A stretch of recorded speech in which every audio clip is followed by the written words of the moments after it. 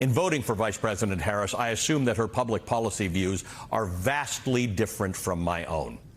But I am indifferent in this election as to her policy views on any other issues than America's democracy, the Constitution, and the rule of law, as I believe all Americans should be. In the 2024 election for President of the United States, there are no more important issues for America, end quote. Joining me now is J. Michael Luttig. He has previously served on the United States Court of Appeals for the Fourth Circuit. He is one of the most respected legal minds in this nation.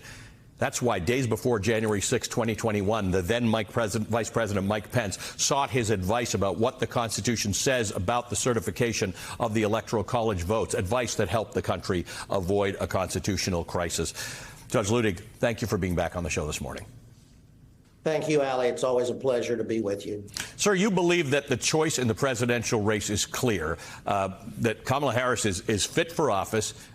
Donald Trump is not fit for office. Apparently, this is not clear to many Americans because the race shows a deadlock, according to the polls. So this is the last 10 days to convince people of what the issue is. Tell me what your best argument is right now. Ali, I hope that Americans come to their senses over the course of the next 10 days and understand just what is at stake in this upcoming election, and that is America's democracy and the rule of law. Nothing more, but nothing less. The various policy positions, sundry policy positions that separate the two candidates in this election is of comparatively little significance to their respective views on American democracy and the rule of law. Ali, our democracy and rule of law are the constitutional pillars, the cornerstones of our constitutional republic. It's our democracy and the rule of law that have made America the envy of the world for almost 250 years. Donald Trump, over the past 4 years, beginning on January 6, 2021, has corrupted America's democracy and rule of law. The other two fundamental tenets of our Constitution and of our republic are the willingness of presidential aspirants to accept the will of the American people when they vote on Election Day, this year in 10 days. The other fundamental tenet is that every presidential candidate, every candidate for the office of the presidency must pledge to a peaceful transfer of power. Without the acceptance by the candidates of the will of the American people and their pledge to a peaceful transfer of power, America would have no democracy, Ali. Judge, the preservation of democracy all through history, whether it's in America or in other countries, can come at some cost to the individual citizen. And look, I think this is an important message coming from a person like you, because some people have called you names. They've accused you of things for standing by your principles. And of course, it was a little less hot on January 4th and 5th of 2020 when you were considering 2021 when you were considering these things. But what is your advice to people who are struggling with? Will they say I'm betraying my cause, my party, my conservative values in voting for Kamala Harris? Well, the answer is obvious, Ali. They would not be betraying their cause or their political party. They would instead be putting their country, putting the United States of America before both their party and themselves. This is not a difficult decision for Americans, or at least it ought not be, though Republicans in particular, They must decide whether they are willing to put their country, to put America above themselves and their political party. And they must be honest with themselves.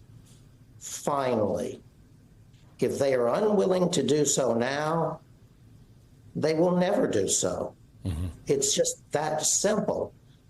This is a decision that all of us must live with the rest of our lives. And as I said in my endorsement of the vice president, I do not want to live with the idea that I cast a vote in favor of Donald Trump in light of his corruption of America's democracy and the rule of law over the past 4 years. We must remember, and the Republicans dismiss this, but Donald Trump is being prosecuted by the United States of America for perhaps the gravest crimes that an incumbent president could commit. Is it really going to be the case that Americans will return to the White House that man who is being prosecuted by the United States for those grave crimes? I do not want to believe that that's possible, and I hope that it's not. Judge, you have something in common with John Kelly. He's a military man. You're a man of the system of justice, both of which have tried not to be political. You have both spent your careers in institutions that typically try and stay out of politics. John Kelly's on-the-record interview with the New York Times about how Donald Trump meets the definition of a fascist is a watershed moment in this election. I want to ask you, on a personal level, did you wrestle with the idea that you standing up for your beliefs in country over party caused you to wade into the political sphere? Because I've known you for a while, and I don't think that was the most comfortable place for you in the beginning. Clearly, it now is like a well-worn-in slipper because you've had to and you've become so well known about it. But talk to me about that.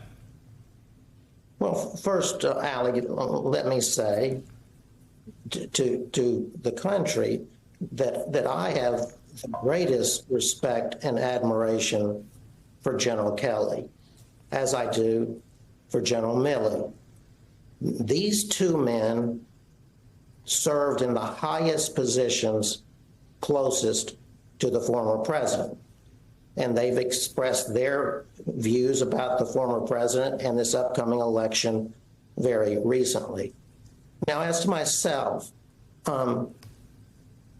I have not, in my view, waded into politics at all. It just so happens that this election is about America's democracy, the Constitution, and the rule of law for the reasons that we all know. The fact that I've taken the positions that I have on those questions of law, if you will, has no bearing on politics.